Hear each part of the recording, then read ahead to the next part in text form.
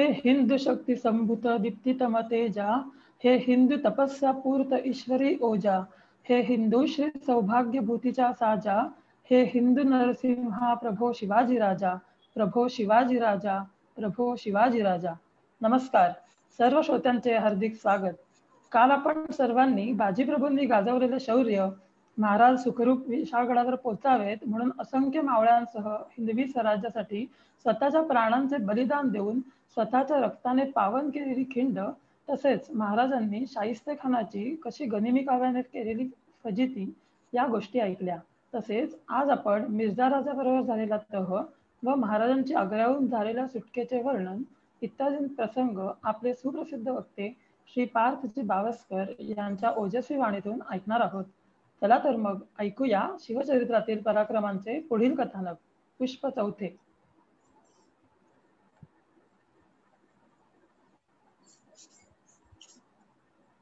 सरितपतीचे जल मोजवेना, सरितपतीचे जल मोजवेना, माध्यानीचा भास्कर पाहवेना.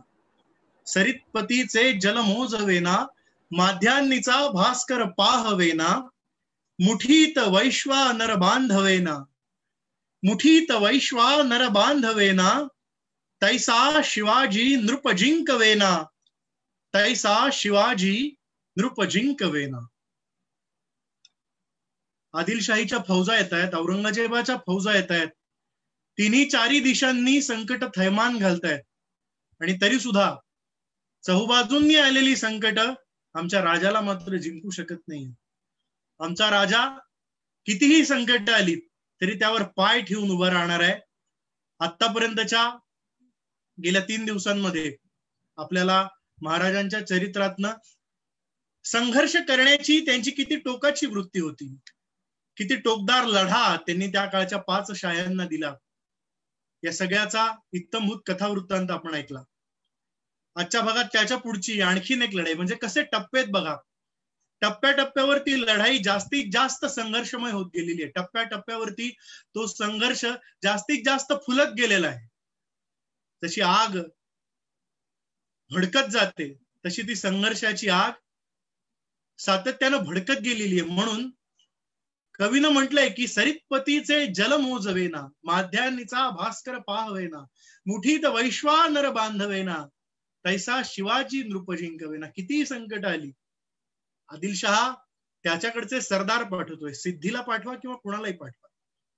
तिकडून औरंगजेब शास्ताखानाला महाराजांची शास्त करायला पाठवतोय, पण तरी सुद्धा त्यांच्यापैकी कुणाच्याच मुठीत महाराज जाऊ शकत नाहीत. महाराज सातत्याने अजिंक्य ठरतात, येणाऱ्या प्रत्येक संकटावरती ते मात करतात. सगळ्यांचे मनसुबे महाराजांनी अगदी धुळीत मिळवून टाकलेले. अगदी वयाच्या 14व्या वर्षापासून हा चमत्कार करायला सुरुवात केली आहे. आता महाराज साधारणतः 30-35 आलेले आहेत, तरी सुद्धा अजून महाराजांनी पराभव पाहिलेला नाही. असं हे महाराजांचं चरित्र. त्याच्यातला आता पुढचा टप्पा, वेड्यासारखी स्थिती झाली त्या औरंगजेबाची.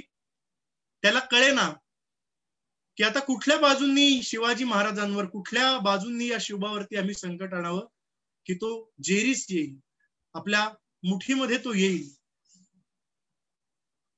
एक एक सरदार आपण त्याच्याकडे पाठवतोय, पण त्या प्रत्येक सरदाराच्या मगरमिठीतून हा शिवाजी मात्र सहजी बचावतोय.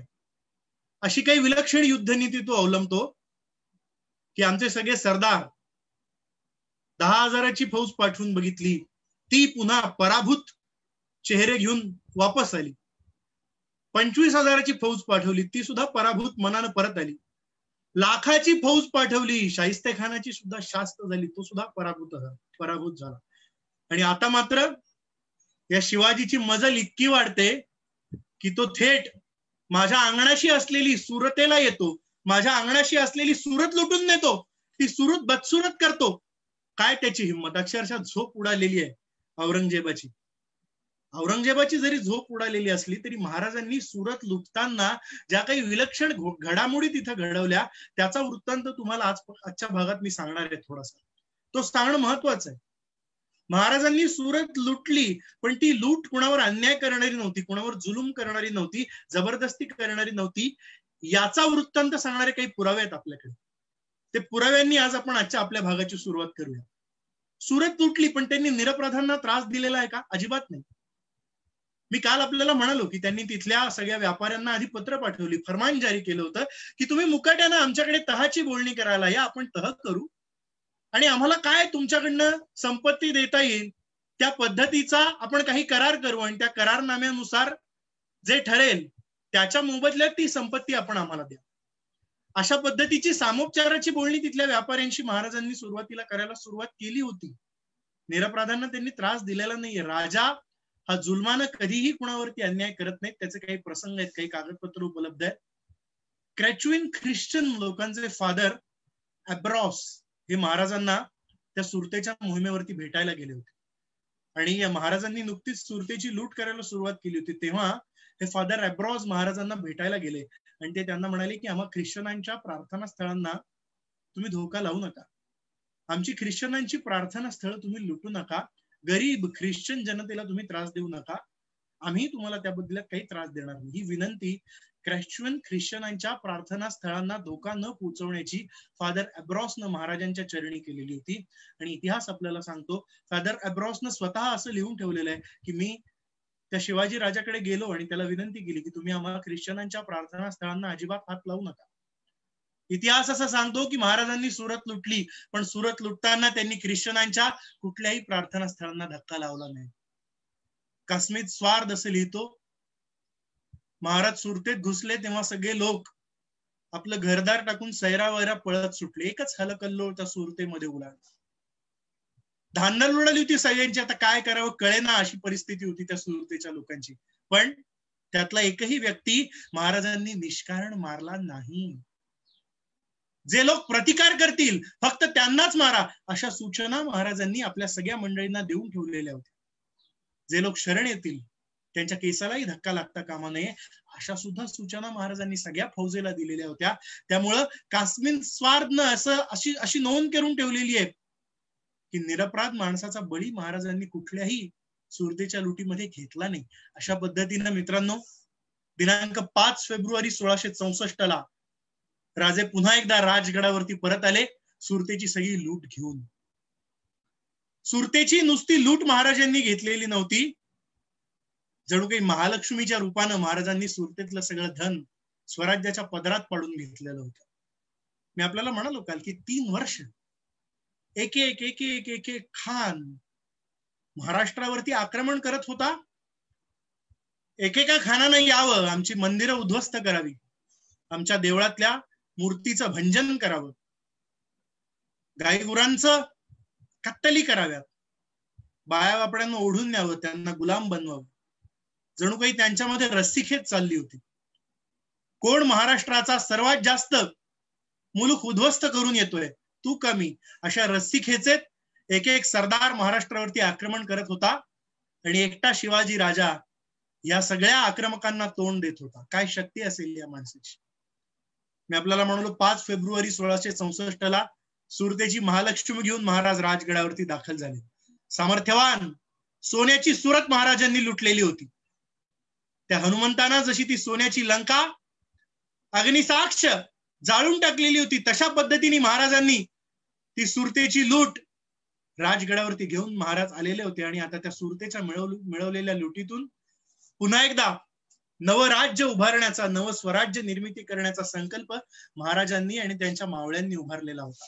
मी आपल्याला मागेही म्हणालो, तोरणगडावरती तोरण बांधलं तेव्हा जो काय एक सोन्याच्या नाण्यांचा हंडा सापडलेला होता, त्यातलं एकही मोहरा सोन्याची आपण हस्तगत करावी, चुपचाप आपल्या खिशात घालावी असं कुणालाही वाटलं नव्हतं. एवढी मोठी सुरतेची दौलत लुटली, इतके मोठे सरदार महाराज तिथे घेऊन गेलेले होते, खासे सैनिक घेऊन गेलेले होते. त्या सैनिकांपैकी कुणालाही असं वाटलं नाही इतकी मोठी लूट आपला राजा करतोय, त्या लुटीपैकी त्या लुटीतला थोडासा हिस्सा, थोडासा भाग आपण आपल्या घरी घेऊन जावा. सगळंच्या सगळं धन फक्त आणि फक्त स्वराज्याच्या चरणी अर्पण करायचं असा ध्यास या महावीरांनी घेतलेला होता. महाराज राजगडावरती दाखल झाले न झाले, आनंदाचा क्षण होता. 3 वर्ष सगळा मुलूक महाराष्ट्राचा बेचिराग झालेला होता आणि आता कुठे इवलसं धन आपल्याला मिळालेलं होतं. त्या धनातून नव्या स्वराज्य निर्मितीचा संकल्प महाराज सोडत होते. पण महाराज येऊन पोहोचतायत तोच एक वाईट बातमी महाराजांच्या मनावरती विलक्षण परिणाम करणारी एक वाईट बातमी महाराजांची वाट बघत होती. ती बातमी होती शहाजी महाराजांच्या आकस्मिक मृत्यूची. भयंकर संकट महाराजांवरती कोसळलेलं होतं. पितृछत्रच हरपलेलं होतं महाराजांचं. वयाच्या 12व्या वर्षानंतर शहाजी महाराजांचा फारसा सहवास शिवाजी महाराजांना लाभलेलाच नव्हता. पण तरी सुद्धा दूरवर शहाजी महाराज कुठे ना कुठेतरी लढाया करण्यामध्ये दंग असले तरी सुद्धा आपला हा शिवबा नव्या दमानं नवी फौज उभारतोय, नव स्वराज्य उभारतोय, याबद्दल कुठेतरी विलक्षण अभिमान शहाजी राजांच्या मनामध्ये होता. आणि आता मात्र सुरतेची ही महालक्ष्मी घेऊन येता येता आल्या आल्या महाराजांना बातमी कळली की आपलं पितृछत्र हरपलेलं आहे. आऊसाहेबांचं सौभाग्य परमेश्वराने हिरावून घेतलेलं होतं. आणि आऊसाहेब आतापर्यंत सकल सौभाग्य संपन्न असलेले आऊसाहेब ती सगळी सौभाग्य अलंकार उतरवून सती जाण्यासाठी निघालेल्या होत्या. महाराजांना हा प्रचंड धक्का होता.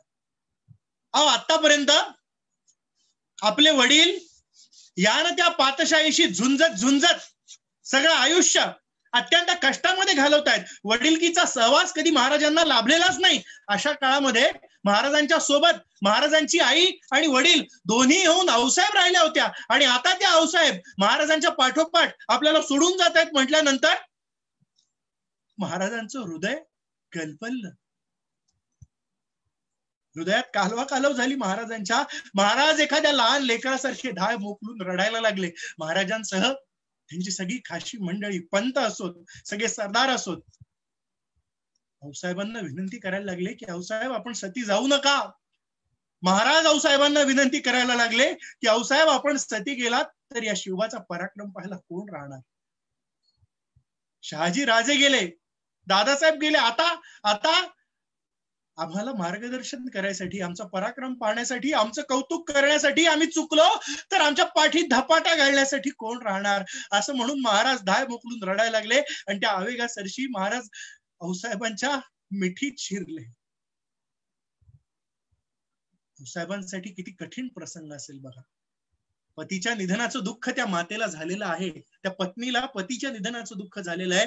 आणि आता आपला हा कर्तृत्व संपन्न पराक्रमी पुत्र आपल्याला सती जाण्यापासून परावृत्त करतोय. त्या मातेच्या वरच्या संकटांना पारावार उरलेला नव्हता. सगळेजण आऊसाहेबांना समजावून सांगत होते आऊसाहेब सती जाऊ नका. आऊसाहेब ऐकेनात. आऊसाहेबांचा सती जाण्याचा निश्चय काही केल्या ढळत नव्हता. आता मात्र महाराजांनी आऊसाहेबाला आण घातली आणि महाराज आऊसाहेबांना म्हणायला लागले आऊसाहेब तुम्हाला आमची शपथ आहे, आपण सती जाऊ नका, तुम्हाला आमची शपथ आहे. आणि मग आऊसाहेबांच्या निश्चयाचा बांध फुटलाय मित्रांनो.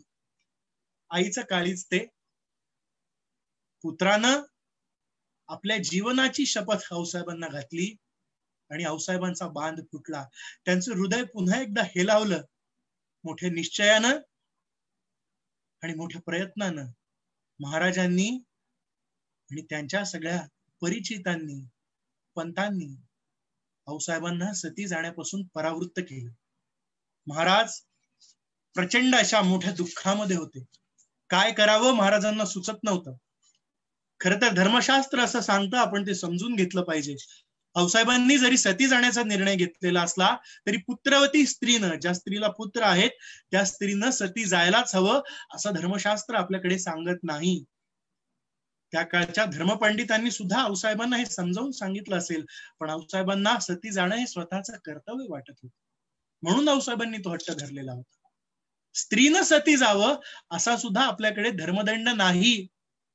पती गेल्यानंतर जर ती स्त्री विरक्त राहून ईश्वर साधनेमध्ये उरलेला आपला काळ घालवत असेल तर त्या स्त्रीनं सती जाण्याचं काहीच कारण नाही असं धर्मशास्त्रात लिहून ठेवलेलं आहे. पतीच्या निधनानंतर त्या स्त्रीनं धर्माचरणामध्ये आणि व्रताचरणामध्ये आपलं आयुष्य व्यतीत करावं. तिला सती जाण्याची अजिबात गरज नसते असंच धर्मशास्त्र सांगतंय. पुण्य साधनेचा मार्ग त्या स्त्रीनं आत्मसावा. तो मार्ग आत्मसात केला की पुढे कसल्याही इतर प्रायश्चित्ताची गरज नाही असं आपल्या धर्मशास्त्रांनी सांगून ठेवलेलं आहे. खर तर मी आपल्याला म्हणालो की शहाजी राजांचा सहवास तसा महाराजांना लाभलेला नव्हता फारसा. आणि आता आऊसाहेबही सोडून गेल्या असत्या तर मग महाराजांवरती आणखी एक त्यांना कदाचित सहन होणार नाही असं संकट कोसळलं असतं, पण महाराजांनी आऊसाहेबांना परावृत्त केलं. शहाजीराजे गेले, महाराज राजगडावरती होते. संकट एकामागून एक येत होती. शाहिस्तेखानाचं संकट जरी निघून गेलेलं असलं तरी सुद्धा त्या प्रचंड फौजेसोबत जसवंतसिंग राठोड जो काही होता, तो जसवंतसिंग राठोड महाराष्ट्रातच होता, तो अजून निघून गेलेला नव्हता.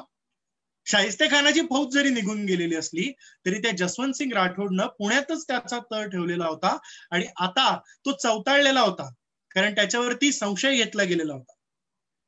त्या संशयातून चवतळलेल्या जसवंतसिंग राठोडनं काय केलं, जवळच असलेल्या सिंहगडाला वेढा दिला, कोंढाण्याला वेढा दिला. जवळपास 6 महिने कोंढाणा झुंजत होता. जसवंतसिंग राठोड कोंढाणा पाडण्याचा प्रयत्न करत होता, मिळवण्याचा प्रयत्न केला होता, पण महाराज आणि त्यांचे सगळे मावळे इतके चिवट.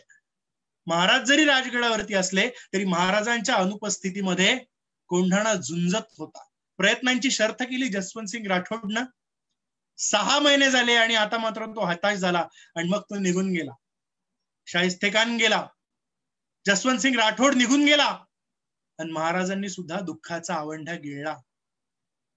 कर्तव्य महाराजांना शांत बसू देत नव्हतं. कुठल्याही दुःखापुढे महाराजांनी झुकतं माप हे सातत्यानं कर्तव्याला दिलेलं लक्षात घ्या. महाराजांनी दुःखाचा आवंढा गिळला आणि महाराज कोकण प्रांतावरती चालून गेले. ते नुसते कोकण प्रांतावरती चालून नाही गेले मित्रांनो, महाराजांनी कुडाळ पासून ते पुढे कोकणापट्टीपर्यंतचा पूर्ण प्रदेशापर्यंत धडक मारली. कुडाळ पासून सुरुवात केली, मग महाराज तळ कोकणामध्ये उतरले. त्यांनी वेंगुर्ल्याची मोहीम सर केली. दरम्यान त्यांच्या मनामध्ये आपला आरमार बळकट करावा अशी योजना त्या काळामध्ये विकसित होत होती. मग महाराजांनी दर्या सारंगांना हुकूम केला की मालवणच्या बंदरामध्ये सगळं तुम्ही तुमचं आरमार उभारणीला सुरुवात करा. असं म्हणून महाराजांची पावलं कोकणपट्टीवरती वळली. कोकणपट्टीची सगळी व्यवस्था घेऊन, आरमाराची व्यवस्था लावून महाराज परतले. अफजलखानाचं संकट येऊन गेलेलं होतं. मग त्याच्यानंतर कारतलब खान येऊन गेलेला होता. कारतलब खानानंतर नामदार खानाला महाराजांनी धूळ चारलेली होती. शाहिस्तेखानाची तर बोट कापून शाहिस्तेखानाला परत जावं लागलेलं होतं. जसवंतसिंग सुद्धा या महाराष्ट्राच्या मातीत येऊन फारसा पराक्रम करू शकला नव्हता. अशा दिग्गजांचा पराभव महाराजांनी केल्यानंतर औरंगजेबाला आता महाराजांवरती कोणाला सोडावं, कोणाला पाठवावं असा प्रश्न सातत्यानं सतावत होता. त्याला कळतच नव्हतं आता कुठला नवा शिलेदार घ्यावा आणि कुठला नवा शिलेदार या शिवराजाचा पराक्रम आपल्या मुठीत धरू शकेल. या शिवरायाच्या सगळ्या कारवायांना आळा घालणारा नवा सरदार, नवा हुकमी माणूस शोधत होता तो औरंगजेब. आणि या शोध मोहिमेमध्ये त्याला आठवण झाली ती मिर्झा राजा जयसिंगाची. कोण होता मिर्झा राजा जयसिंग? गेल्या 3-4 दिवसात आपण जे महाराजांचं चरित्र ऐकतोय त्या चरित्रामध्ये मी आपल्याला अनेक स्वकीयांची नावं सांगितली. महाराष्ट्रामधली सुद्धा अनेक अशी वतनं होती जी माणसं महाराजांच्या स्वराज्य स्थापनेच्या प्रयत्नाला मोकळ्या हातानं मदत करत नव्हती. त्यांचं इमान, त्यांच्या निष्ठा या सुलतानी 5 शहांच्या चरणाशी रुजू झालेल्या होत्या. त्यांच्यापैकी कुणालाच आपण स्वतः उठावं आणि डोंगर दऱ्यातून 12 मावळातून 18 पगड जातीच्या तरुण मावळ्यांना एकत्र घेऊन लढणाऱ्या शिवाजीच्या सैन्यात सामील व्हावं असं अजिबात वाटत नव्हतं. आपण बादशहाच्या चरणी रुजू व्हावं, आपण आदिलशहाच्या चरणी रुजू व्हावं आणि त्यानं आपल्या अंगावरती उपकार म्हणून फेकलेल्या जहागिरीवरतीच ही माणसं संतुष्ट होती. अशातलाच एक होता मिर्झा राजा जयसिंग. पण तो स्वतः प्रचंड पराक्रमी होता. मी आपल्याला अफजल खानाचा थोडासा इतिहास सांगितला होता, तसा मिर्झा राजा जयसिंगाचा इतिहास सांगणार आहे. कशी होती ही आपली माणसं? फंद फितूर होती. त्यांचं सगळं इमान इतरांच्या चरणी रुजू झालेलं होतं, परकीयांच्या चरणी रुजू झालेलं होतं. ते कसं? जयपूरच्या खचवाहा राजवंशातला हा तरुण मुलगा, आपल्याला विश्वास बसणार नाही, वयाच्या 8व्या वर्षापासून औरंगजेबाच्या छावणीत दाखल झालेला होता. औरंगजेबानं जेव्हा शिवाजी राजांवरती तुम्ही चाल करून जा असा हुकूम मिर्झा राजा जयसिंगांना फरमावला ना, तेव्हा मिर्झा राजा जयसिंगांचं वय होतं 55 वर्षांचं. आणि ते वयाच्या 8व्या वर्षी औरंगजेबाच्या सैन्यामध्ये सामील झालेले होते. म्हणजे गणित करा, आपल्या आयुष्याची 47 वर्ष, जवळपास 47 वर्ष मिर्झा राजा जयसिंगांनी आपलं इमान अतिशय स्वामीनिष्ठेनं औरंगजेबाच्या चरणी रुजू केलेलं होतं. किती वाईट ही माणसं.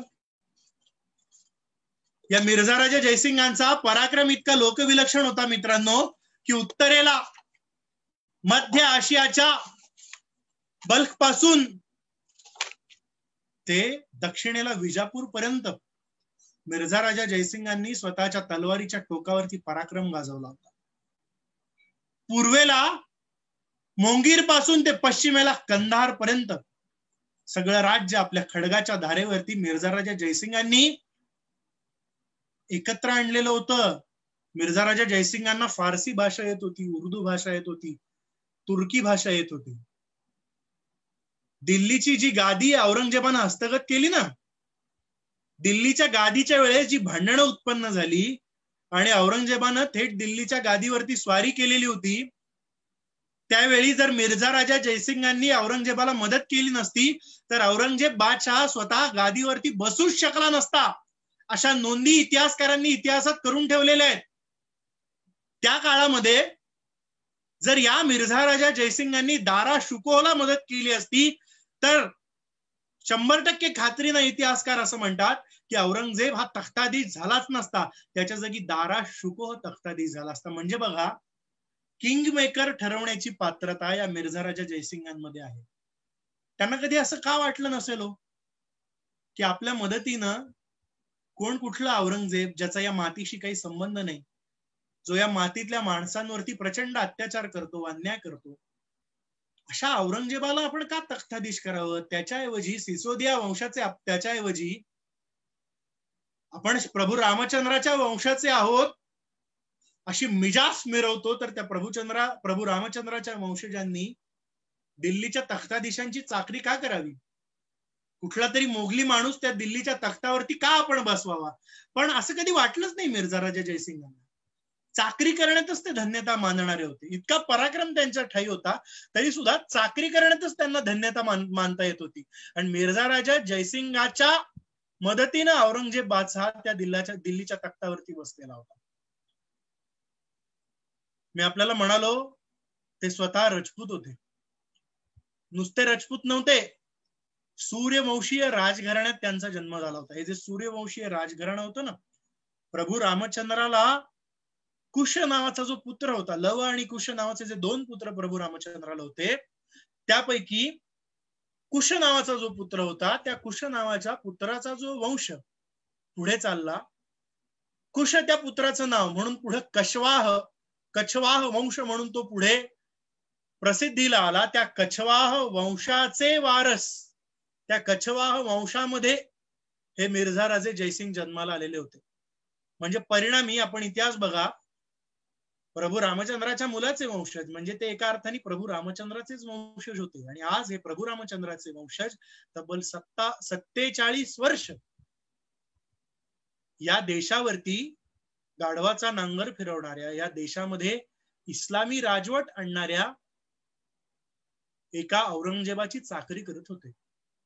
बघा कशी होती आपली माणसं. नाव होतं मिर्झा राजा जयसिंग.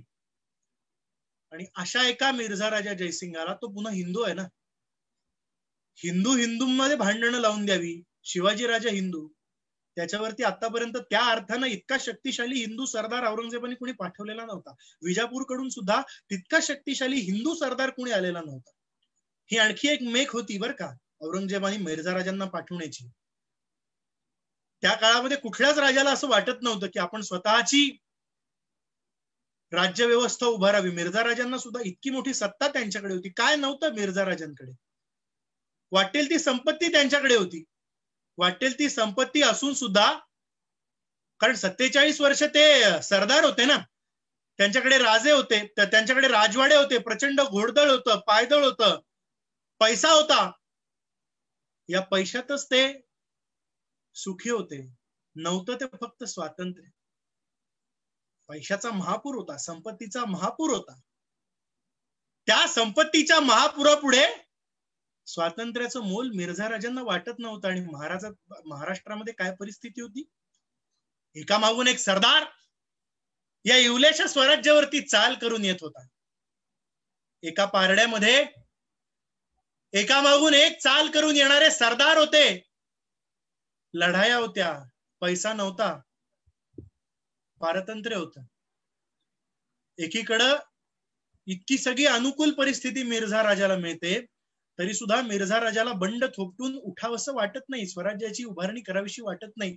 आणि दुसऱ्या पारड्यामध्ये दारिद्र्य आहे, अनाचार आहे, अनेक ठिकाणाहून येणारी आक्रमण आहेत.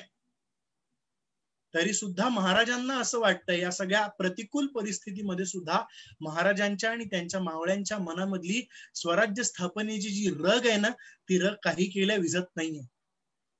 ते स्वराज्याचं पारड जड ठरतं मित्रांनो. काळाच्या कसोटीवरती, इतिहासाच्या कसोटीवरती महाराजांचं आर्थिकदृष्ट्या संपन्न नसू देत, पण तरी सुद्धा मनामध्ये स्वातंत्र्याची इच्छा असलेलं, स्वातंत्र्याची उर्मी असलेलं पारड या औरंगजेबाच्या आणि या मिर्झा राजाच्या संपत्तीच्या पारड्यापुढे कैक पटीने श्रेष्ठ ठरलेलं आहे, असं इतिहासाने आपल्याला सांगून ठेवलेलं आहे. इतिहास साक्षी आहे, महाराज साक्षी आहेत की ते स्वातंत्र्याचं पारडं सातत्यानं जड ठरलेलं आहे. विजय त्या स्वातंत्र्याचा झालेला आहे. संघर्ष नक्कीच करावा लागलेला आहे. आणि आता तर फार मोठा संघर्ष महाराजांना सोसावा लागणार होता, भोगावा लागणार होता. मिर्झा राजा जयसिंग निघाला, वाटेत त्याला दिलेर खान येऊन मिळणार होता. दिलेर खानावरती बादशहानं 2 जबाबदाऱ्या पाठवलेल्या होत्या. काय जबाबदाऱ्या होत्या? एकतर शिवाजीला पराभूत करायचंच, पण दुसरी म्हणजे मिर्झा राजावरती लक्ष ठेवायचं. मिर्झा राजावरती लक्ष ठेवायची काय जबाबदारी हो?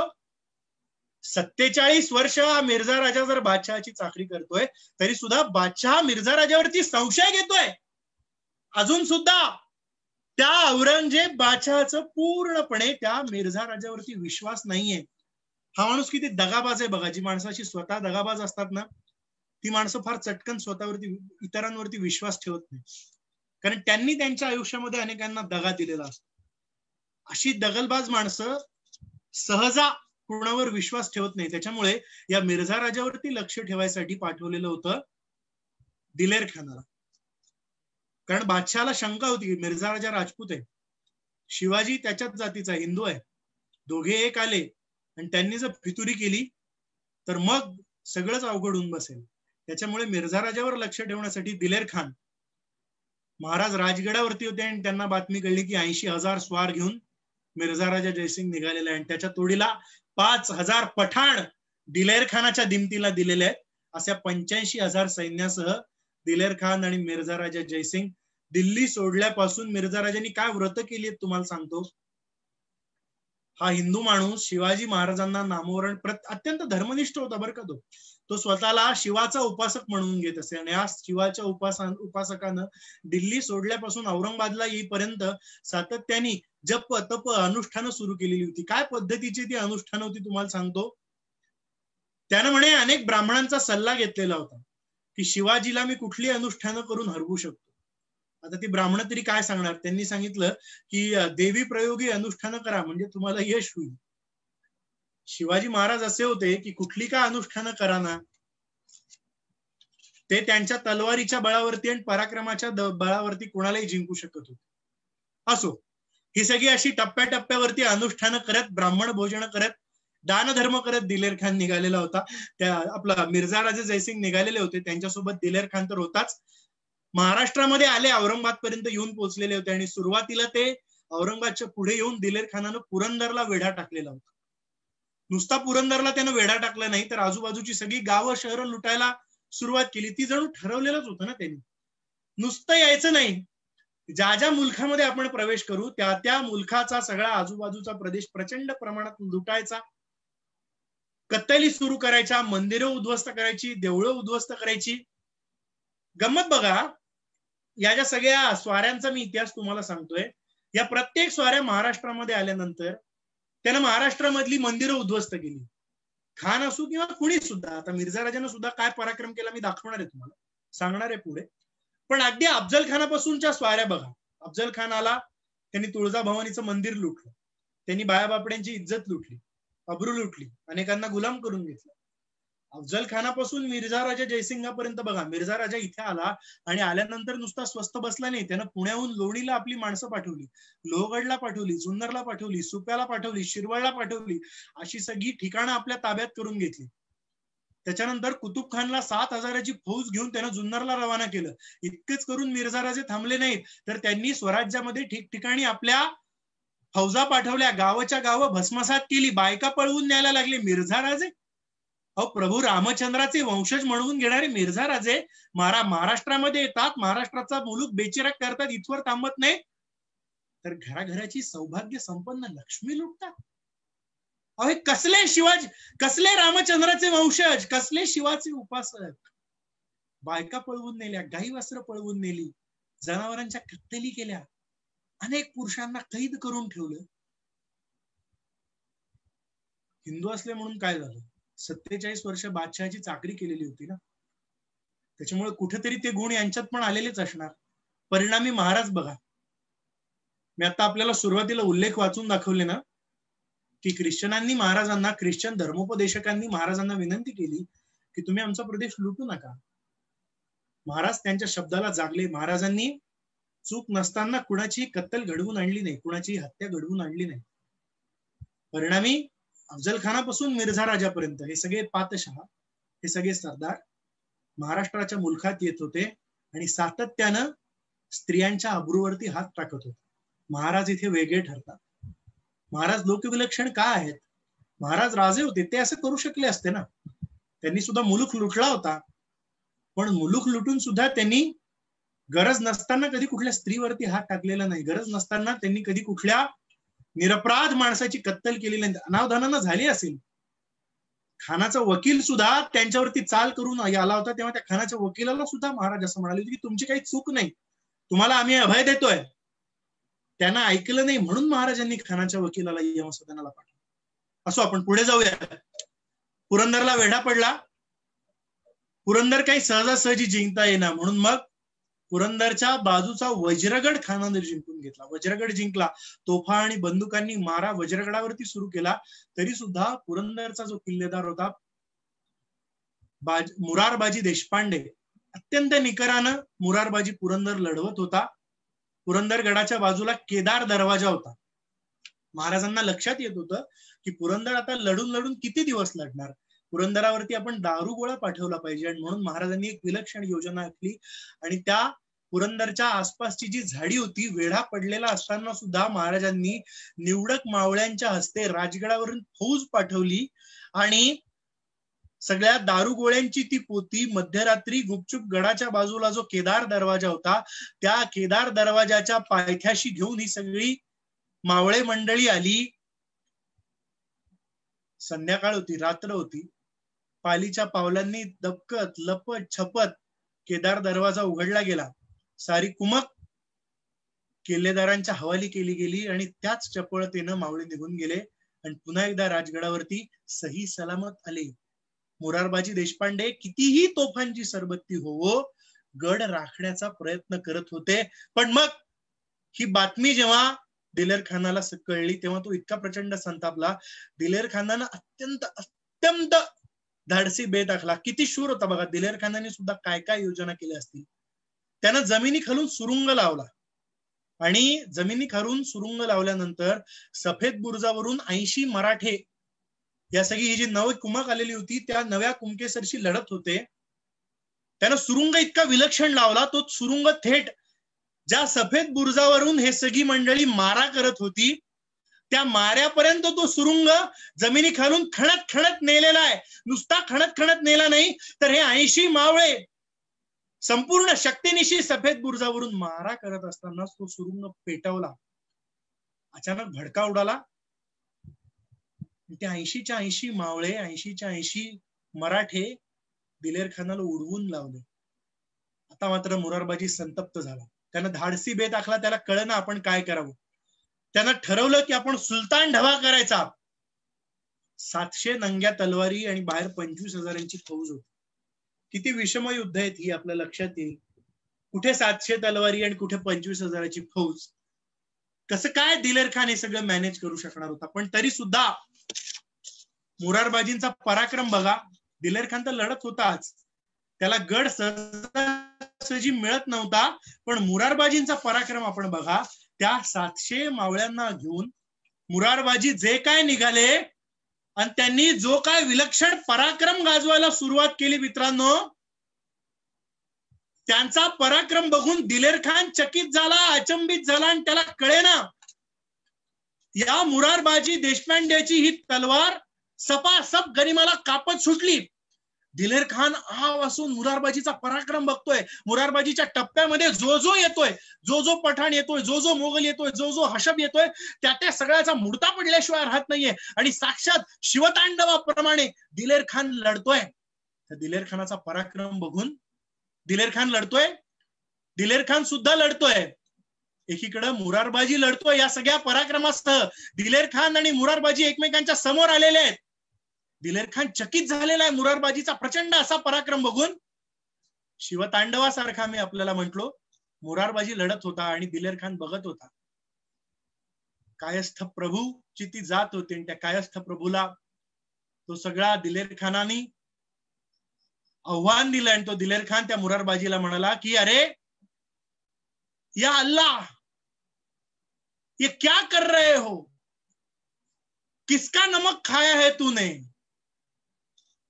तुम्हारा ये शौर्य देख के, तुम्हारा पराक्रम देख के मैं खुश हुआ, अभी के अभी तुम मेरे फौज में आ जाओ. अशा पद्धतीनं दिलेर खानानं जणू काही नवी ऑफर त्या मुरारबाजीला दिली. आणि मुरारबाजी आणखीनच संतापला आणि त्या खानावर ओरडला, अरे काय म्हणतोस, तुझ्या बाजूला ये म्हणतोस, अरे कायस्थ प्रभूची ही जात आहे, आतापर्यंत महाराजांचं इमान राखण्यासाठी मी हा पुरंदर लढवतोय. तू अशा एक काय 10 जरी जहागिऱ्या मला अर्पण केल्या ना तरी सुद्धा तुझ्याकडे मी सामील होणार नाही. माझं इमान स्वराज्याच्या चरणी. आता मात्र दिलेर खानाचा धीर सुटला आणि दिलेर खानाने एक खासकन त्याच्या भात्यातनं बाण काढला आणि मुरारबाजींचा तो बाण कंठामध्ये घुसला. मुरारबाजी पडला मित्रांनो. 700 मावळ्यांना घेऊन जणू एखाद्या शिवाप्रमाणे मुरारबाजींनी पुरंदरगड शर्थीनं राखण्याचा प्रयत्न केला. पण या स्वराज्याची आणि महाराजांच्या या मावळ्यांची लोकविलक्षण गोष्ट अशी आहे की एक एक मावळा जरी पडला ना तरी सुद्धा या माणसांनी कधी तलवारी टाकल्या नाहीत. बाजीप्रभू काल आपण बघितलं, बाजीप्रभू पडले तरी सुद्धा मावळे लढत होते. त्या तोफांचे बार ऐकू येईपर्यंत मावळ्यांनी हार मानली नाही. इकडे महाराज लढत होते, मावळे लढत होते, प्रत्येक जण स्वतःच्या जीवावर उदार होऊन लढत होता. मुरारबाजी देशपांडा पडला म्हणून काय झालं, गडावरच्या इतरांनी महाराजांना लिहिलं, एक मुरारबाजी पडला म्हणून काय झाले, आम्ही शूर आहोत, ऐशी हिंमत राखून आम्ही गड झुंजवून धरतो. आणि मुरारबाजी गेल्यानंतर सुद्धा जवळपास 2 महिने मराठ्यांनी शर्थ केली प्रयत्नांची आणि पुरंदर अजिंक्य ठेवला, पुरंदर झुंजत ठेवला. गंमत अशी होत होती की पुरंदर काही या दिलेर खानाच्या आणि मिर्झा राजा जयसिंगाच्या हातात येत नव्हता. त्याच्यामुळे मग ही मंडळी त्यांचा राग कुठे काढणार, त्यांना राग काढायला दुसरी जागा नव्हती. आणि म्हणून मग आजूबाजूची सगळी गावं लुटायची, तिथला सगळा प्रदेश बेचिराग करून टाकायचा, तिथल्या बायकांच्या अब्रूंवरती हल्ले करायचे, असा सगळा प्रकार चालू होता. आणि महाराजांना हे नको होतं.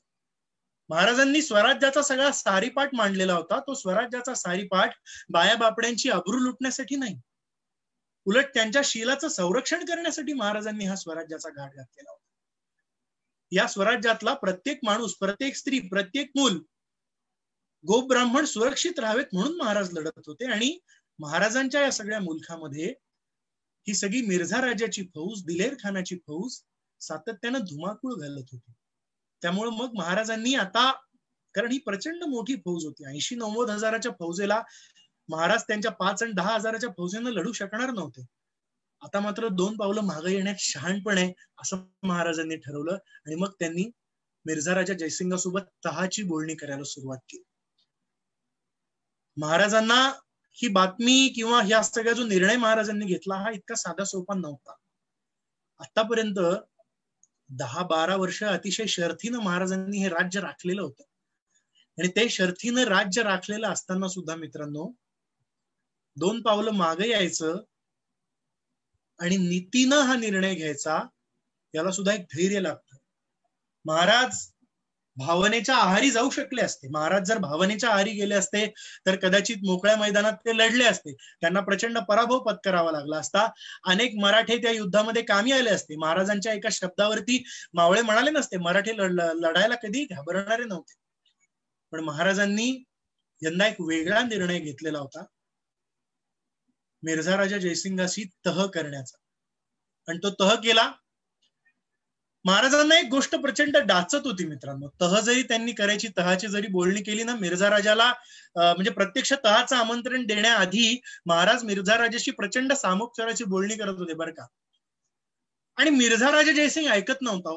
महाराजांना दुःख प्रचंड एका गोष्टीचं वाटत होतं, का इतका स्वाभिमानी, इतका विवेकी, इतका शक्ती संपन्न असा मिर्झा राजा, मी त्याला अशी विनंती करतोय की मी हे युलस स्वराज्य उभारतोय, तुम्ही जर मला सामील झालात तर मला गरुडाची शक्ती मिळेल, मला सिंहाचं बळ मिळेल, 10 हत्तींचं बळ माझ्या अंगामध्ये येईल.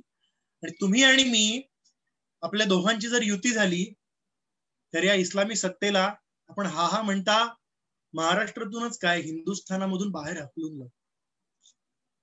दुर्दैवानं किती विलक्षण परिस्थिती आहे बघा ना. म्हणजे 2 हिंदुत्ववादी सत्ता त्या काळामध्ये एकत्र येऊ शकले नाहीत. मिर्झा राजांचं इमान परकीयांशी होतं. आजच्या महाराष्ट्रातल्या राजकीय परिस्थितीवर मी भाष्य करणार नाही. आपण सगळे रसिक श्रोते जाणकार आहात, सुज्ञ आहात. 2 समविचारी सत्ता, 2 समविचारी लोक जर 300 वर्षांपूर्वी एकत्र आले असते तर त्या काळामध्ये महाराष्ट्रातला इतिहासच नसता बदलला, भारतवर्षाचा इतिहासच नसता बदलला, हिंदू साम्राज्याचा भूगोल सुद्धा बदलला असता.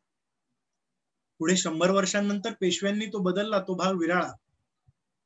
पण महाराज मिर्झा राजा जयसिंगांना जे आवाहन करत होते ते आवाहन जर मिर्झा राजांनी ऐकलं असतं आणि या 2 साम्राज्य सत्ता जर एक झाल्या असत्या तर त्या काळात या भारतवर्षाचा इतिहास नक्कीच बदलला असता. 300 वर्षांपूर्वी महाराष्ट्रात ते झालं नाही आणि या 300 वर्षांनंतर सुद्धा दुर्दैवानं ही सत्तेची भांडणं आपण मोडीत काढू शकलेलो नाही आहोत.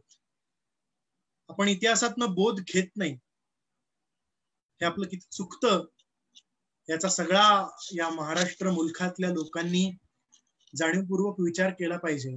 तुमच्या माझ्या राजकीय नेत्यांनी आज सुद्धा शिवचरित्र कसं मोलाचं आहे हे लक्षात घेतलं पाहिजे. त्या शिवचरित्रातून आम्ही आज काय बोध घ्यावा हे मी उद्याच्या समारोपाच्या भागात सांगणारच आहे, पण त्याची एक सुरुवात म्हणून हे उदाहरण सांगितलं.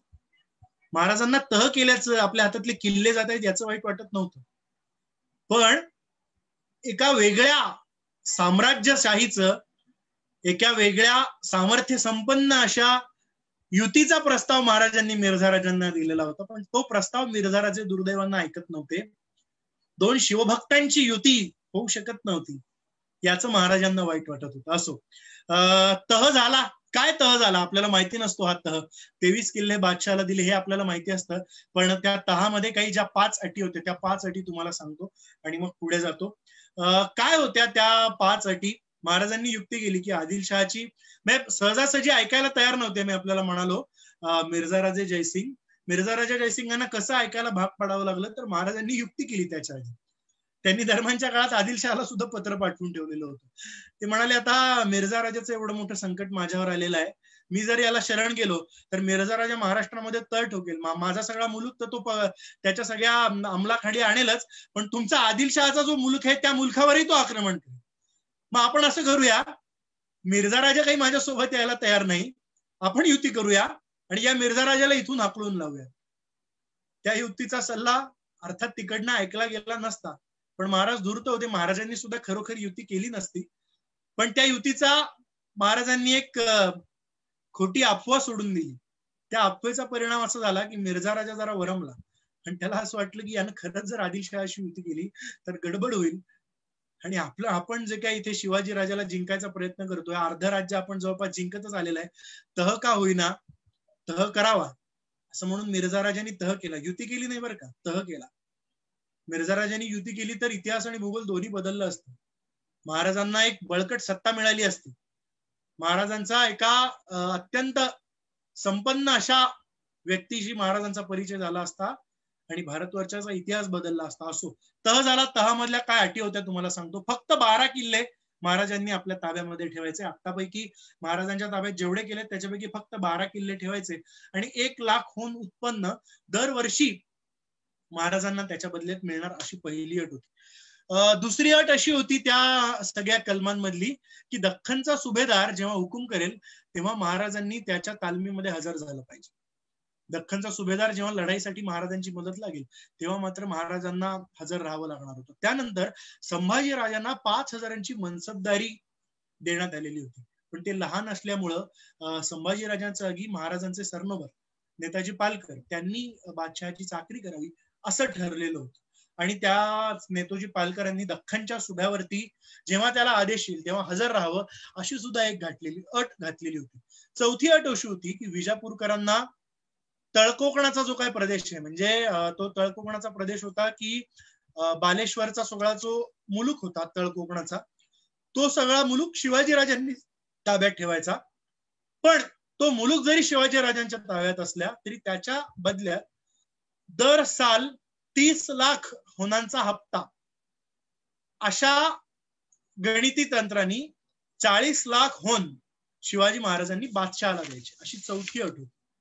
आणि 5वी अट त्या कलमामधली अशी होती की पुरंदर, रुद्रमाळ, कोंढाणा, खंडाळा, लोहगड, इसागड, तुंग, तिकोना, रोहिडा, नरदुर्ग, माहुली, भंडारदुर्ग, पळसखोल, रूपगड, बख्तगड, मोरगड, माणिकगड, स्वरूपगड, साकरगड, मरकडगड, अकोला, अंकोला, सोनगड, मानगड असे 23 किल्ले आणि त्याच्या आसपासचा जवळपास 4 लाखांचा प्रदेश महाराजांनी बादशाच्या चरणी अर्पण करायचा. अतिशय जड अंतःकरणाने महाराजांनी या तहाच्या कागदांवरती स्वाक्षऱ्या केल्या. तहाचे कागद तिकडे औरंगजेबाकडे रवाना झाले. नुसतेच रवाना नाही झाले तर मिर्झा राजांना महाराष्ट्रातून निघता निघता एक विलक्षण धाडसी कल्पना सुचली. ती कल्पना अशी होती की शिवाजीराजे भोसले यांच्यासोबत आपण तर तह केलेलाच आहे, पण प्रत्यक्ष शिवाजीराजे भोसले मोगल दरबारात जाऊन बादशाह जिल्ल जुबानी मोइनुद्दीन मोहम्मद औरंगजेब आलमगीर गाझी याला भेट द्यावी. शिवाजी महाराजांनी अशी जर भेट आपण घडवून आणली तर त्या बादशहाच्या दरबारामध्ये आपली ताकद किती मोठ्या प्रमाणामध्ये वाढेल. बादशाह किती प्रचंड खुश होईल की शिवाजीला पराभव तर केलाच, शिवाजीला तहामध्ये तर जिंकलाच, पण आता त्या शिवाजीला पराभूत करून थेट माझ्या दर्शनासाठी घेऊन येतोय. महाराजांना मिर्झा राजा जयसिंगाची ही इच्छा मान्य करावी लागली. महाराजांचं ठरलं औरंगजेबाच्या भेटीला जायचं. सगळ्यांच्या काळजात चर्र झालेलं होतं. आतापर्यंत मराठमोळ्या प्रदेशामध्ये या सगळ्या स्वाऱ्या येत होत्या, त्याच्यामुळे कुठेतरी आपला हा जो सगळा 12 मावळांचा भाग आहे तो 12 मावळांचा भाग सह्याद्रीचा प्रदेश महाराजांना आणि त्यांच्या सगळ्या मावळ्यांना लपून छपून बसण्यासाठी, गनिमी काव्यांना युद्ध करण्यासाठी साथ देत होता. आता मात्र महाराज पहिल्यांदाच मोकळ्या मैदानामध्ये थेट औरंगजेबाच्या राजधानीत निघाले होते. सोबत 9 वर्षांचे शंभूराजे होते. काय वाटलं असेल आऊसाहेबांना? त्यांचा नवरा हिरावून घेतलेला होता का, आणि आता एकुलता एक पुत्र औरंगजेब बादशहाला भेटायला जातो म्हटल्यानंतर 350 फौज होती, मला वाटतं 350 मावळे होते. त्या 350 मावळ्यांसह महाराज निघाले. तरी सुद्धा आऊसाहेबांनी महाराजांना धीर दिला. सगळी राज्यकारभाराची व्यवस्था महाराजांनी आऊसाहेबांच्या नावानं शिक्का वगैरे लिहून दिला. सगळा कारभार आऊसाहेबांच्या हातामध्ये सुपूर्द केला. मोरोपंत पिंगळ्यांना, निळोजी सोमदेव मुजुमदारांना, प्रतापराव गुजरांना सांगितलं की आऊसाहेबांच्या आज्ञेनं वागा, सगळा कारभार बघा, मी जाऊन येतो. औरंगजेब बादशहानं 3 लाख रुपये शिवाजी महाराजांच्या या प्रवासासाठी मंजूर केलेले होते. 3 लाख नव्हे, 1 लाख रुपये शिवाजी महाराजांच्या या सगळ्या प्रवासासाठी मंजूर केलेले होते. आणि 350 मावळे घेऊन महाराज निघालेले होते. त्यांच्यामध्ये होते निराजी रावजी, त्र्यंबक सोनदेव डबीर, रघुनाथ बल्लाळ, बाजी जेधे, माणकोजी सबनीस, दत्ताजी त्र्यंबक, हिराजी भोसले, राघोजी मित्रा, दावतजी गाडगे, मदारी मेहतर, रामजी परवानंद असे सगळे निवडक 350 आपले विश्वासू सोबती घेऊन महाराज उत्तरेला निघाले. महाराज उत्तरेला निघाले तो दिवस होता फाल्गुन शुद्ध नवमी, शके 1587, वार होता सोमवार. इंग्रजी तारीख होती दिनांक 5 मार्च 1666. 5 मार्च 1666 ला निघालेले महाराज दिनांक 11 मे 1966 रोजी औरंगजेब बादशहाच्या त्या राजधानी जवळ येऊन पोहोचले. 11 मार्चला म्हणजे अगदी आदल्या दिवशी महाराज येऊन पोहोचलेले होते, कारण नेमका 11 मे ला महाराज अगदी ऐनवेळी येऊन पोहोचलेले होते. 5 मार्चला निघालेले, कारण 12 मे ला बादशहाचा 50वा वाढदिवस होता. ही जी भेट झालेली आहे ना 50व्या वाढदिवसाच्या निमित्ताने, राजस्थानी कागदपत्रांमध्ये त्याचे उल्लेख आहेत काही. अगदी राजस्थानी भाषेमध्ये महाराज तिथे काय म्हणाले, महाराजांचं आणि बादशहाचं कसं तिथे भांडण झालं आणि महाराजांनी काय ताकदीनं आणि काय पराक्रमानं, काय स्वाभिमानानं त्या बादशहाला उत्तर दिलं. कथा अशी आहे की 50वा वाढदिवस 12 मे ला औरंगजेब दिवाणे आम मधून दिवाणे खासच्या दरबारामध्ये येऊन बसलेला होता. प्रचंड मोठ्या प्रमाणामध्ये त्याला शुभेच्छा दिल्या जात होत्या त्याच्या 50व्या वाढदिवसाच्या. त्याच्या नावानं सगळ्या त्या शहरामध्ये जय जयकार चाललेला होता. महाराज सुद्धा त्या जय जयकारामध्ये दुर्दैवानं सामील झालेले होते. त्याच्या वाढदिवसाच्या शुभेच्छा देण्यासाठी महाराज त्याच्या दरबारामध्ये दिवाणे खास मध्ये हजर झालेले होते. दिवाणे खास मध्ये हजर झाल्यानंतर महाराजांनी त्याच्या वाढदिवसानिमित्त त्याला भेट म्हणून 1000 मोहरा बक्षीस दिलेल्या होत्या. सोबत 2000 रुपये नजर म्हणून आणि 5000 रुपये निसार म्हणून त्याच्यासमोर पेश केलेले होते. संभाजीराजे महाराजांच्या सोबत होते. संभाजीराजांनी 500 मोहरा, 1000 रुपये सोबत 2000 निसार असा नजराणा औरंगजेब बादशहाला त्याच्या वाढदिवसानिमित्त नजर केलेला होता. महाराजांनी हा एवढा मोठा नजराणा अर्पण केला तरी सुद्धा औरंगजेब बादशहा किती मिजाजखोर, त्यानं महाराजांच्या या नजराण्याची दखल सुद्धा घेतली नव्हती. बोलणं तर सोडाच, साधी दखल सुद्धा घेतली नव्हती. आणि महाराजांना अशा ठिकाणी उभं केलं होतं की जिथून औरंगजेब बादशहाचा चेहरा सुद्धा महाराजांना दिसत होता. वाढदिवसाच्या जंगी पान सुपारीचा कार्यक्रम सुरू झाला. महाराजांना पान सुपारी करण्यात आली, अनेकांना मानाची वस्त्र देण्यात आली. पण एवढा मोठा प्रवास करून महाराष्ट्रातून जे महाराज औरंगजेबाच्या भेटीसाठी दाखल झालेले होते त्यांना फक्त पान सुपारीवरच त्यांची बोलवण करण्यात आली. अहो, त्यांना मानाची वस्त्र सुद्धा दिली नाही. एका कोपऱ्यामध्ये महाराजांना उभं केलेलं होतं. इतर सगळ्या औरंगजेबाच्या तख्ताला हाजीर झालेल्या, औरंगजेबाला शुभेच्छा देण्यासाठी हाजीर झालेल्या बाकी 19 सरदारांना औरंगजेब वतन बहाल करत होता, त्यांना नजराणे पेश करत होता. महाराजांना मात्र यापैकी कुठलीच वागणूक मिळत नव्हती. जणू एखाद्या कैद्याप्रमाणे अत्यंत दुर्लक्षित अशा पद्धतीची वागणूक महाराजांना मिळत होती. महाराजांचा संताप आता मात्र अनावर झाला. महाराजांचा संताप अनावर झाला. त्यांचे डोळे रागाने लाल झाले आणि त्या रागासरशी महाराजांच्या डोळ्यातनं अश्रू व्हायला लागले. औरंगजेब बादशहानं ते बघितलं. दूरवरून त्याची नजर महाराजांच्याकडे गेली. त्यानं जवळ बोलवलं रामसिंगाला आणि रामसिंगाला म्हणालं की तुम्ही पाहिलंय महाराजांना काही अडचण आहे का? महाराजांना काय झालंय? ते असे रागानं बेहोश काय झालेत? रामसिंग महाराजांकडे आला. महाराज त्याला म्हणाले, आम्ही तुम्हाला बघितलेलं आहे. कोण आहे औरंगजेब बादशाह? आम्ही त्याला बघितलंय, त्याच्या बापाला आम्ही बघितलेलं आहे. तुमच्या 5ही पातशाळ्यांना आम्ही धूळ चारलेली आहे.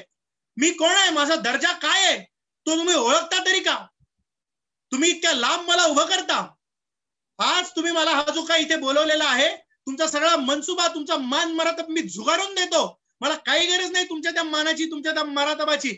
असं म्हणून महाराजांनी पाठ फिरवली. सगळ्या अखिल भारताचा बादशाह म्हणवणाऱ्या, हिंदुस्थानावरती राज्य करणाऱ्या औरंगजेब बादशहाच्या त्या तख्ताकडे महाराजांनी पाठ फिरवली. त्याच्या 50व्या वाढदिवशी महाराजांनी पाठ फिरवली आणि ताड ताड ताड पावलं टाकत अत्यंत स्वाभिमानाने महाराज त्या सगळ्या दिवाणे खास मधून बाहेर पडले. मिर्झा राजा मिर्झा राजांचा पुत्र रामसिंग तिथे होता. रामसिंग महाराजांच्या पाठोपाठ बाहेर पडला. रामसिंग महाराजांची समजूत घालतोय, महाराज ऐकायला तयार नाहीत. महाराज दरबाराबाहेर पडले आणि त्यांनी रामसिंगाला सांगितलं, आता पुन्हा या औरंगजेब बादशहाच्या दरबारामध्ये मी कधीही पाऊल ठेवणार नाही. दोन एवढे मोठे सत्ताधीश बघा, त्यांच्या सगळ्या आयुष्यामध्ये एकमेव भेट आहे आणि ती भेट सुद्धा अशा प्रकारची झालेली आहे. त्याच्यानंतर कधीच महाराज औरंगजेबाला भेटले नाही. दुसऱ्या दिवशी 13 मेला औरंगजेबानी महाराजांकडे निरोप पाठवला होता की तुम्ही येणार का आमच्या भेटीला. महाराजांनी त्यांच्या तब्येतीचं निमित्त सांगितलं आणि महाराज म्हणाले, आम्ही तुमच्या भेटीला अजिबात येणार नाही, काही गरज नाही तुमच्या भेटीला येण्याची. आणि मग नंतर 13 तारखेला महाराजांनी भेटीला येण्याचा नकार दिल्यानंतर मित्रांनो, औरंगजेबाच्या सोबत औरंगजेबाच्या दिमतीला हे जे सगळे सरदार होते ना, त्या सरदारांनी औरंगजेबाचे कान भरायला सुरुवात केली. नुसती कान भरायला सुरुवात केलेली नाही, कान कसे भरलेत की आलमगीर औरंगजेब बादशाह सोबत हा कुठला डोंगरी चुहा सिवा त्याच्या 50व्या वाढदिवसानिमित्त असं गैरवर्तन करतो. आणि नुसतं गैरवर्तन करत नाही तर एवढ्या मोठ्या भर सभेमध्ये, भर दरबारामध्ये हा सिवा आलमगीर औरंगजेब बादशहाचा अपमान करून निघून जातो. काय या सिवाची हिंमत. तो साधा जमीनदार, त्याचं साधा राज्य अजून स्थापन झालेलं नाही, असा हा कोण कुठला सिवा आमच्यावर दादागिरी करतो, आम्हाला धूळ चारतो. औरंगजेबाला ते सांगू लागले, या बातम्या जर भारतभर पसरल्या तर आली औरंगजेबाची, बादशाह औरंगजेबाची अनेक जण छिथू करतील. त्याची नुसती छेतू करणार नाही, त्याला नको नको ते बोलतील, काय इज्जत राहील. औरंगजेबाच्या 50व्या वाढदिवशी कोण कुठला डोंगरी चुहा सिवा येतो आणि त्याला 4 शब्द ऐकून जातो. सिवाला शिक्षा दिलीच पाहिजे, त्याला नुसती शिक्षा दिली नाही पाहिजे, त्याला इथेच मारून टाकलं पाहिजे. हीच संधी आहे, या संधीचा फायदा घ्या. औरंगजेबाचे कान भरले गेले आणि औरंगजेबाने असं ठरवलं की महाराजांना काबूलच्या मोहिमेवर पाठवायचं. काबूलच्या मोहिमेवर पाठवायचा असा अर्ज महाराजांकडे रवाना झाला. महाराजांनी तो धुडकावून लावला, महाराजांना साफ नकार दिला. त्या नकारासरशी त्याची किंमत म्हणून महाराजांवरती पहारे बसवण्यात आले. औरंगजेब बादशहानं महाराजांना कैद करून ठेवलं. महाराजांची शांतता भंग झाली.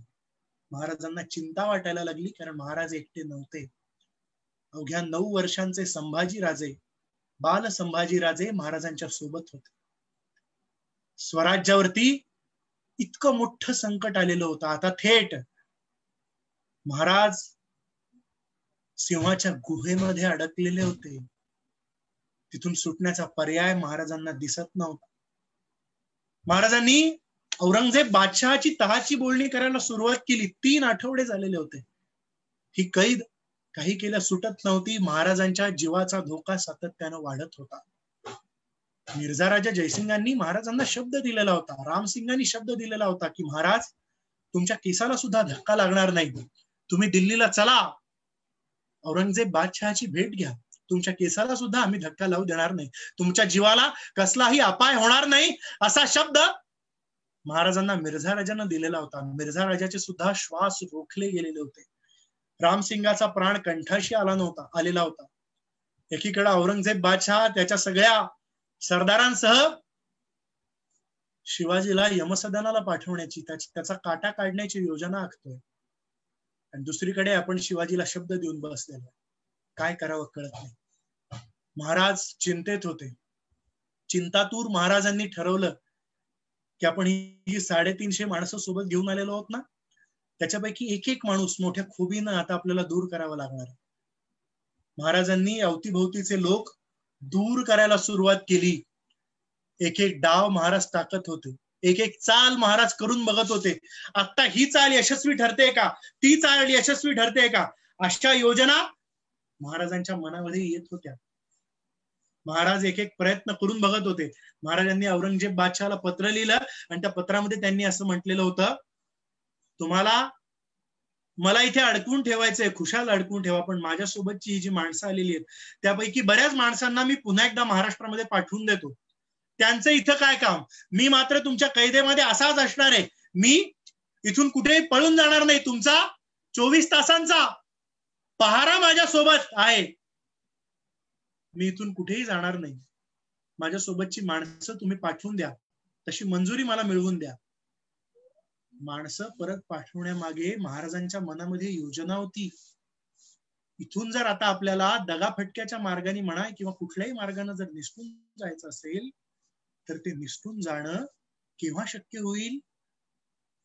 जेव्हा आपल्या सोबत असलेली 350 माणसं आपण टप्प्याटप्प्यानं करू तेव्हा. जवळपास 2.25 महिने झालेले होते महाराज औरंगजेबाच्या कैदेत खितपत पडलेले होते. महाराजांनी अचानक एक योजना आखली.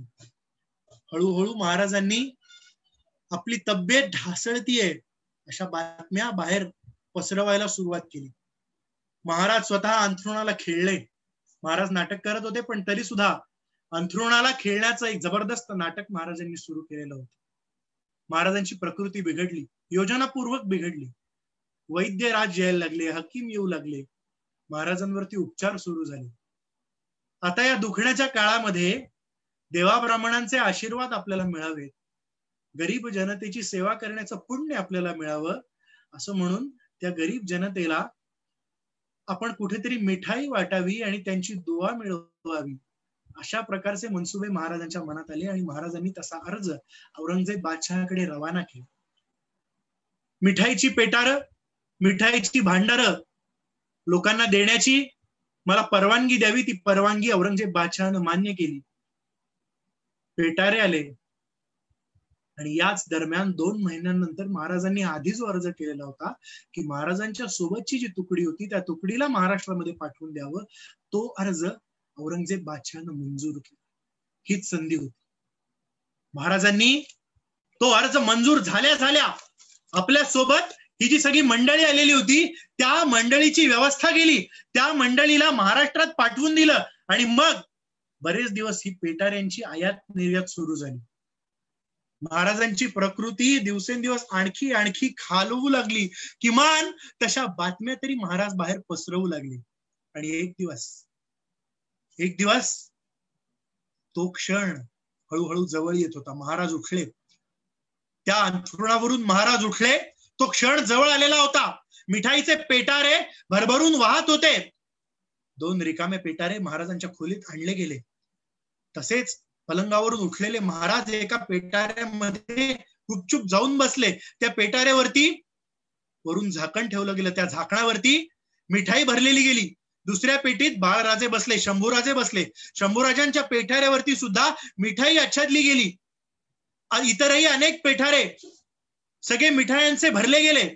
महाराजांच्या त्या गादीवरती मदारी मेहतर झोपला. हिरोजी फर्जत घुसला. मदारी मेहतर हिरोजी फर्जतचे म्हणजे महाराजांचे पाय चेपू लागला. महाराजांनी आपल्या गळ्यातले सगळे दागिने हिरोजी फर्जतच्या गळ्यामध्ये घातले.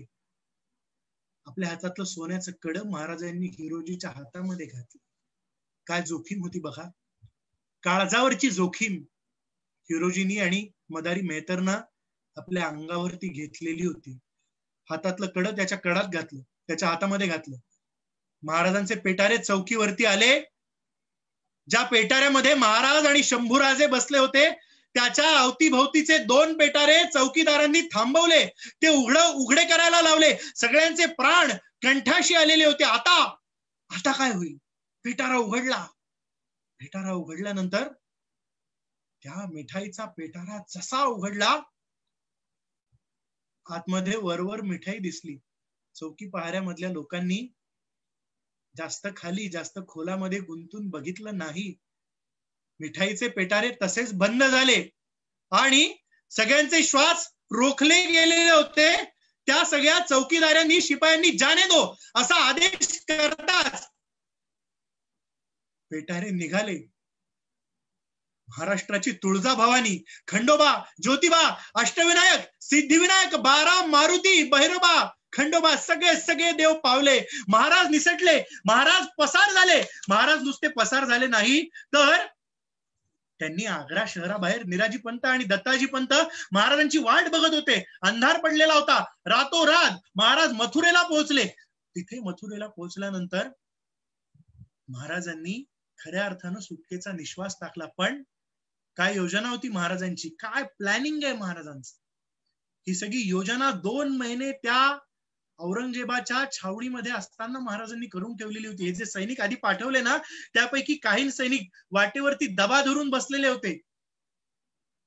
मथुरेला कृष्णाजी त्रिंबकांच्या स्वाधीन केलं संभाजी महाराजांना, आणि नंतर महाराजांनी वेश पाडला. कुणाचा वेश घेतला महाराजांनी? गोसाव्यांचा वेश घेतला, बैराग्यांचा वेश घेतला. महाराजांनी कफनी हातात घेतली, गळ्यात माळा बांधल्या आणि महाराज निघाले. त्यांनी दक्षिणेची वाट धरली. हिरोजी फर्जत, त्यांचं वय काय होतं आपल्याला ठाऊक आहे? अवघ्या 16 वर्षांचे हिरोजी महाराजांच्या गादीवरती झोपलेले होते. त्यांनी संधी साधली. काही वेळानंतर, काही काळानंतर ते उठले. त्यांनी महाराजांच्या पलंगावरती गाद्या अंथरल्या, लोड अंथरले, तक्के अंथरले, उशा अंथरल्या. त्यावरती महाराजांचा शेला पांघरून घातलं. मदारी मेहतर आणि हिरोजी फर्जत निघाले. नुसते निघाले नाही तर मदारी आणि हिरोजींनी महाराजांचं औषध घेतोय, आत्ता औषध घेऊन येतो, पुन्हा येतो असं म्हणून निघाले. ते पुन्हा कधी आलेच नाहीत. रात्र उलटून गेली, सकाळ झाली. सकाळचा सुद्धा बराच काळ उलटून गेला आणि अजून सुद्धा हे महाराज काही केल्या बाहेर यायला तयार नाहीत. काय चाललंय, काय होतंय, काही कळेना. म्हणून सकाळी काही अधिकारी महाराजांच्या खोलीत जाऊन बघतात. तो काय, कोणीतरी शांतपणे पलंगावरती झोपलंय. महाराजांना हुमायून खान आवाज देतोय. आवाज दिल्यानंतर पलीकडून ओ येत नाही म्हटल्यानंतर तो अधिकच जवळ गेला. अधिकच जवळ गेल्यानंतर सुद्धा काही हालचाल दिसली नाही. त्याला वाटलं कदाचित महाराजांसोबत दगाफटका झाला की काय, आणि रात्री झोपेतच महाराजांच्या जीवाचं काही बरं वाईट झालं असेल की काय, असं म्हणून त्यानं पांघरून बाजूला केलं. पांघरून बाजूला केलं, पांघरुणावरती तेव्हा महाराज दिसेना. त्याचे डोळे पांढरे झाले. त्याचा स्वतःच्या डोळ्यांवरती विश्वास बसेना. या अल्लाह म्हणून तो जोरानं ओरडला. महाराज कुठे गेले, कसे गेले? एवढी मोठ्या चौक्या पहारे, औरंगजेबाच्या गुहेतून, सिंहाच्या गुहेतून महाराज कसे पसार झाले त्याला कळेना. कुठल्या तोंडाने ही बातमी औरंगजेबाला सांगावी हे कळेना. औरंगजेबाला बातमी कळली कुठून तरी उडत सगळ्या दिल्ली शहराला ती बातमी कळली. दिल्लीच्या अवतीभोवती आग्र्याला ती बातमी कळली. आणि जणू काही पृथ्वीच आपल्या डोक्यावर कोसळावी असं दुःख औरंगजेबाला झालं. महाराज पळाले. कुठून पळाले, कसे पळाले? धरणीनं महाराजांना आपल्या पोटात घेतलं की काय? अशा पद्धतीचे अनेक तर्कवितर्क महाराजांवरती केले जाऊ लागले. पण तोवर महाराजांनी पाठवलेल्या मिठाईतून सगळ्यांचे चेहरे जे गोड झालेले होते ना, सगळ्यांच्या जिभा गोड झालेल्या होत्या, त्या सगळ्यांच्या जिभा आता मात्र आंबट झालेल्या होत्या. महाराज महाराष्ट्र मुलखात दौडत होते. गोसाव्यांच्या वेशामध्ये, बैराग्यांच्या वेशामध्ये महाराज हाजीर झाले राजगडावरती. आनंदाचा पाऊस राजगडावरती उसळला. महाराज आले. जिजाऊ साहेबांना इतका आनंद झाला की आपलं पोर साक्षात यमदूताच्या हातातून निसटून आलं. आऊसाहेबांचे डोळे अश्रूंनी भरून गेले. महाराज किती युद्धनीती निपुण होते बघा. महाराज जरी महाराष्ट्रामध्ये आले तरी सुद्धा अजून शंभूराजे महाराष्ट्रामध्ये आले नव्हते. त्यामुळं महाराजांनी शंभूराजे वाटेतच मृत्यू पावले अशा खोट्या बातम्या दिल्लीच्या तख्तापर्यंत पोहोचवण्याचं ठरवलं.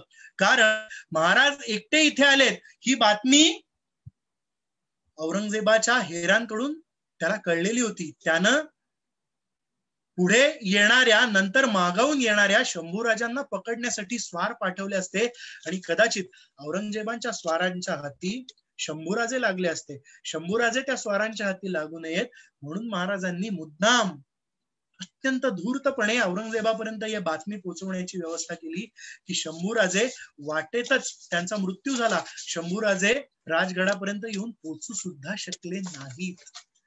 बघा महाराज किती धूर्त होते. मी आपल्याला म्हणालो हे सगळे सरदार महाराजांनी पाठवून ठेवलेले होते, पण दोन माणसं महाराजांची, दोन महाराजांचे वकील ज्यांनी आतापर्यंत औरंगजेबासोबत सगळी बोलणी केलेली होती, रघुनाथ बल्लाळ कोरडे आणि त्र्यंबकजी डबीर, हे मात्र औरंगजेबाच्या तावडीत सापडले. हलाहल करायला सुरुवात केली. काय हाल केले असतील मित्रांनो या वकिलांचे. अक्षरशः मृत्यूच्या छायेत ते दोघं होते. त्यांना वेताचे फटके मारायला सुरुवात केली. रक्तबंबाळ झालं. रघुनाथ बल्लाळ कोरड्यांचं आणि त्रिंबकपंत डबेरांचं शरीर. तोवर मिठाच्या पिशव्या त्यांच्या शरीराला बांधण्यात आल्या. शिवाजी कसा पळाला? शिवाजीला पळवून नेण्यामध्ये कुणाकुणाचा हात होता हे सगळं सांगायला भाग पडलं, तरी सुद्धा त्यानं मिर्झा राजा जयसिंगाचं किंवा रामसिंगाचं नाव घेतलं नाही. कारण महाराजांनी रामसिंगाला शब्द दिला होता की तुमच्यावरती गंडांतर येईल असं कुठलंही कृत्य आम्ही आमच्या हातून होऊ देणार नाही.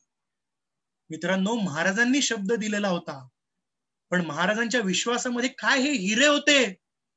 वेताचे फटके मारतायत, आपल्या रक्तबंबाळ शरीरावरती मिठाचं पाणी मारलं जात आहे, मिठाच्या पुड्या लावल्या जात आहेत, तरी सुद्धा ही दोन पंत मंडळी महाराजांच्या शब्दाला जागली. महाराज महाराष्ट्रात आले आणि नंतर वर्षभरानंतर त्यांनी औरंगजेबाला पत्र लिहिली आणि त्या पत्रामध्ये पुन्हा एकदा औरंगजेबाशी काही तह केला आणि त्या तहाच्या बोलण्यानुसार महाराजांनी आपले हे 2 साथीदार, हे 2 वीर सोडवून आणले. अनेक आमिष दाखवली असतील या काळामध्ये, त्यांना अनेक अत्याचार त्यांनी सोसले असतील, पण त्यांच्या निष्ठा स्वराज्याच्या चरणी अर्पण झालेल्या होत्या. कडवी झुंज त्यांनी या 2 जणांनी दिली. बादशाह मिर्झा राजा बघा, बादशाह मिर्झा राजांनी शिवाजी महाराजांसोबत तह केला, किल्ले गेले, जड जवाहीर गेलं महाराजांचं.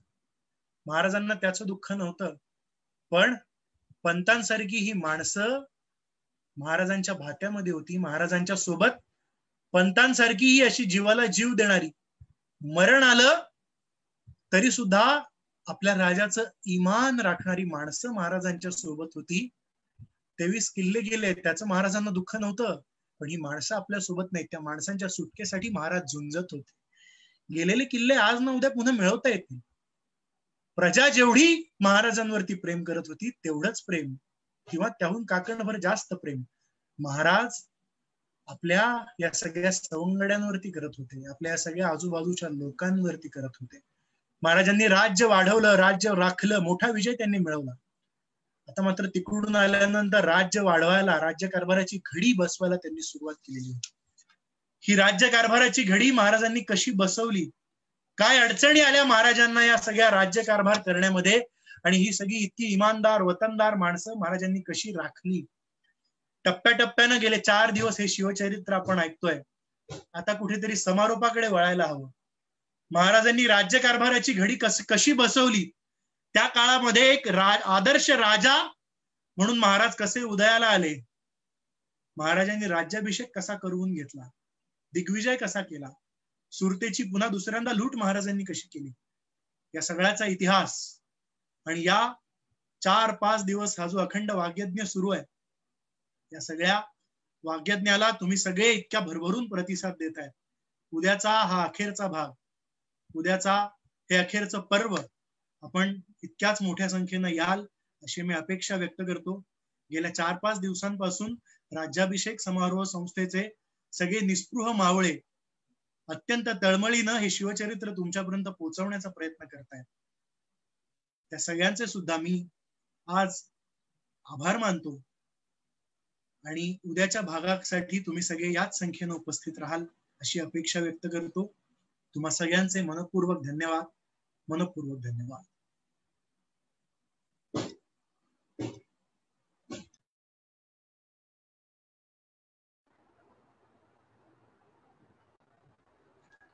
धन्यवाद पारजी.